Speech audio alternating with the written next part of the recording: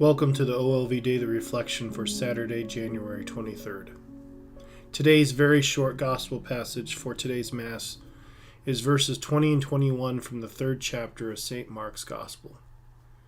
It reads, Jesus came with the disciples into the house. Again the crowd gathered, making it impossible for them even to eat. When his relatives heard of this, they set out to seize him, for they said, "He is out of his mind."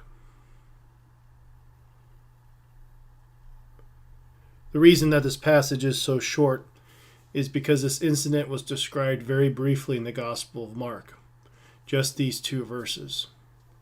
Before this passage, we would read about how Jesus called the 12 apostles.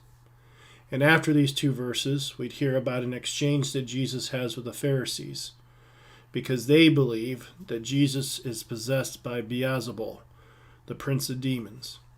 And it's this possession that helps him to drive out demons. So the church in her wisdom wanted these 2 verses to stand alone for our meditation this day. So when we consider Jesus' situation, there's no doubt, at least in my mind, that his relatives were trying to do what was best for him. Like the Pharisees, they believed that there was something wrong with Jesus.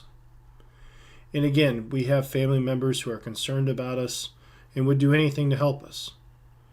And thus, again, they were probably operating out of a desire to help Jesus.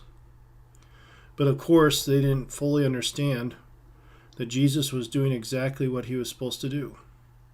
God the Father asked him to go out and to proclaim the kingdom, to heal the sick, and to institute the church. So Jesus knew exactly what he was about as he was ministering to others, and these family members did not understand. So as I was praying with this passage, I was starting to remember some of the times in my life when my family thought I was out of my mind. And in those moments, again, like Jesus, my family had my best interest in mind. So I would listen to them. They would make their opinions known, and I would take to heart what they thought. Now, there was a lot of times there wasn't an agreement on what to do, because, again, my family members thought I was wrong, but then from my perspective, I was certain that I was not out of my mind. I knew what I was doing. It made sense what I was doing, and I was doing what was best for my life. Now, in hindsight, there was times when I was right in my decision making, and there were times when my family was correct in their assessment of the situation. I made the wrong choice. And I believe in all the times when I made the wrong choice, when my family was right, I made sure that I told them that they were right. Because, brothers and sisters, it's truly a blessing in our lives when we have people who are willing to help us out, who are willing to guide us. So, at least in my mind, I wanted to make sure that my family knew that I appreciated their advice, even though I did not always follow it in my life. So the challenge for all of us is, how do we relate to our families? And one important principle to put out there is that our biological family was chosen by God for us. We don't have a say in that. We can pick our friends. We can pick people who are very similar to us, who think like us.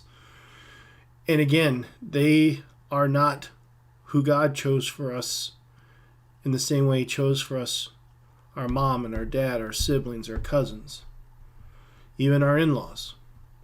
Because even with marriages, the in-laws are the gift that come with your spouse. So the 4th commandment tells us that we need to honor our father and mother, but this 4th commandment also extends this to our family members, because again, these are the people that God put into our lives. They are gifts.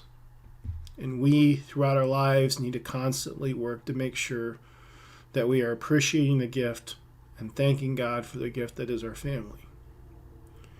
Now, there is a couple caveats. Sometimes because of the problems we have with our family members, we need to set boundaries. And that's perfectly okay. And there's even a few of us that we have to step away from our family because they're having a negative effect on our lives.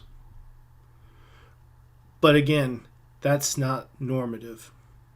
What is normative is us trying to help and support our families and honoring them and caring for them and trying our best to build them up in the same way they're striving to build us up. But again, there are going to be moments.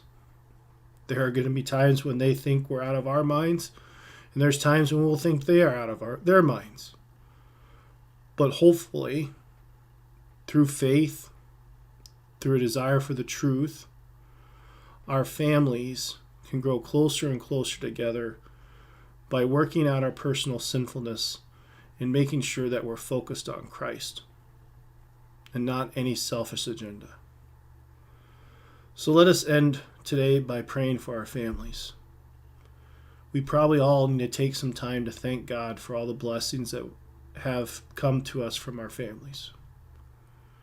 And there's some of us that probably need to ask God this day to help to heal relationships in our family that are strained for whatever reason.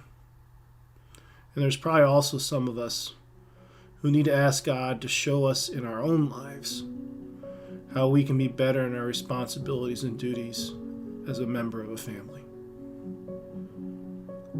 Our Lady of Victory, pray for us.